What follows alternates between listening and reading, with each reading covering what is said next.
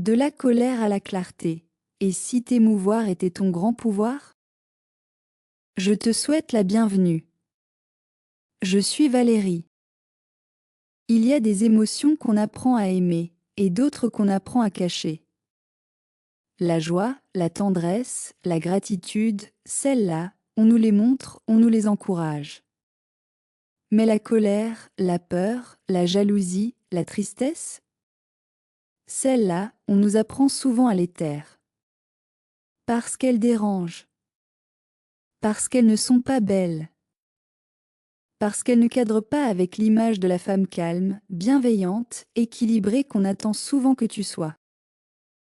Et pourtant, ces émotions que tu rejettes sont les messagères les plus puissantes de ton être.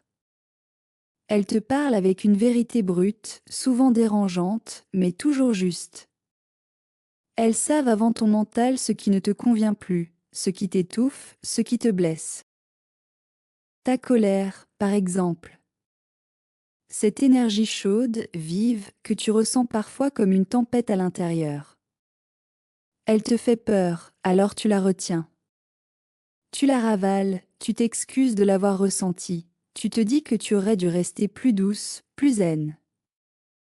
Et à force, cette colère se transforme en autre chose, en tension, en tristesse, en épuisement. Mais la colère n'est pas là pour te détruire. Elle est là pour te montrer où ton intégrité a été piétinée. Elle t'indique où tu n'as pas été entendu, où tu as trop pris sur toi, où tu t'es oublié. C'est une émotion sacrée, une flamme qui éclaire ce qui n'est plus juste. Quand tu refuses d'écouter ta colère, elle ne disparaît pas. Elle se déplace. Elle devient dureté, rancune, parfois même maladie. Mais quand tu l'écoutes, quand tu lui dis « D'accord, je t'entends, parle-moi », alors elle se transforme. Elle devient clarté. La colère n'est pas ton ennemi. C'est ton guide. Ce n'est pas elle qui te fait mal, c'est la résistance que tu opposes à son message. Et si tu veux me parler de ce que tu traverses, si tu ressens cette tension intérieure, cette émotion que tu ne comprends pas encore, tu trouveras un lien dans la description pour me joindre directement. Parfois, poser des mots sur une émotion suffit à la transformer. Tu sais, les émotions ne demandent pas qu'on les contrôle. Elles demandent qu'on les ressente, qu'on les comprenne, qu'on les traverse.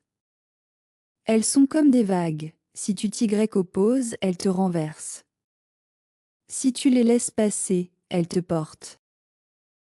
La colère, la peur, la honte, la tristesse, toutes ces émotions que tu crois négatives sont en réalité des forces vitales. Elles contiennent une information précieuse sur toi. La peur te montre où tu as besoin de confiance. La tristesse te montre où tu dois laisser partir. La honte te montre où tu t'es oublié. Et la colère te montre où tu dois te respecter. Ce sont des alliés, pas des ennemis. Mais on t'a appris à les juger, à les refouler, à t'en méfier. Alors tu t'es construite sur une façade de calme, tout en bouillonnant à l'intérieur. Tu te dis peut-être, je suis trop émotive, trop sensible. Pourtant, ta sensibilité est une force.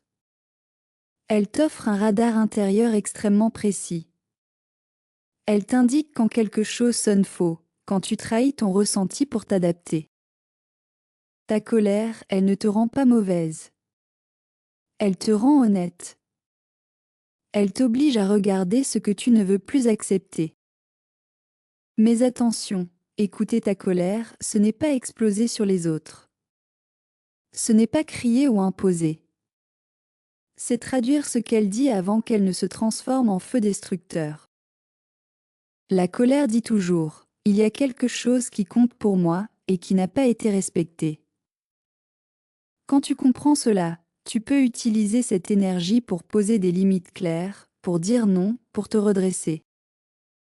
La clarté vient après la colère, quand tu as osé la traverser sans t'y perdre.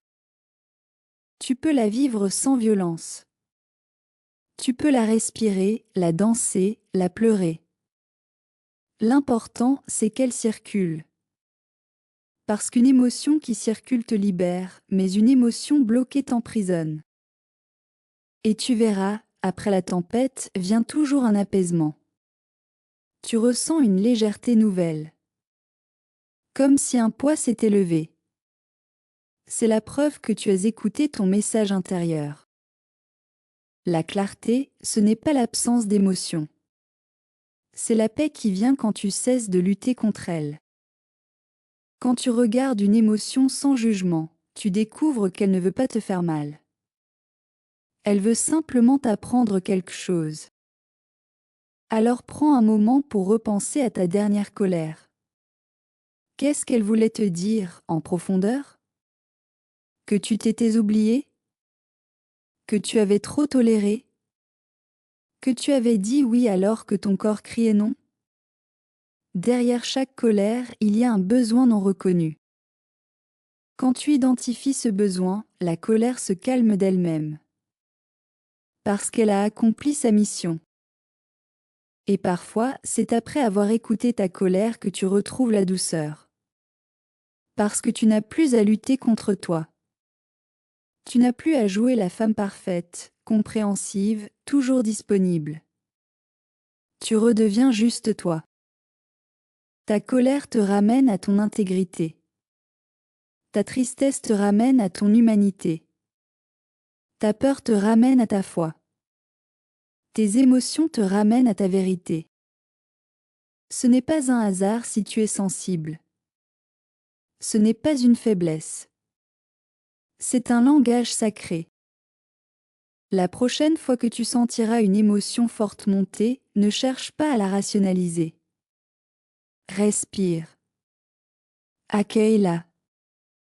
Dis-lui intérieurement, je t'écoute. Puis observe ce qu'elle veut te montrer. Tu verras, souvent, le message est simple, j'ai besoin de repos. J'ai besoin d'espace. J'ai besoin d'être entendu.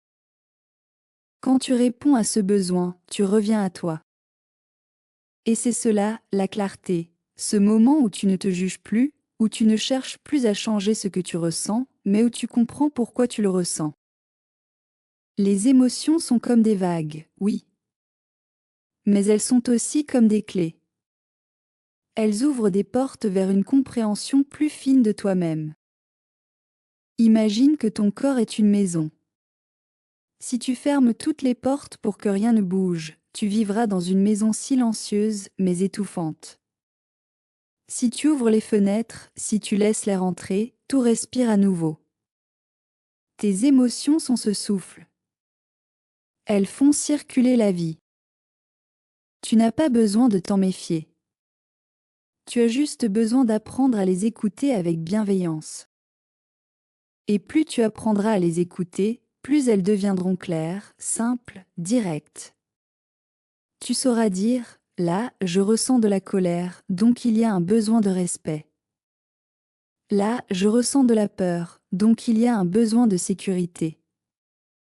Là, je ressens de la tristesse, donc il y a un besoin de lâcher prise. Tu seras alors guidé par une intelligence émotionnelle naturelle, une forme de sagesse intérieure qui te permet de rester aligné sans te couper. La maîtrise émotionnelle ne consiste pas à ne plus rien ressentir. Elle consiste à laisser passer ce qui vient sans t'identifier à cela. À te rappeler que tu n'es pas ta colère, tu n'es pas ta peur, tu n'es pas ta tristesse.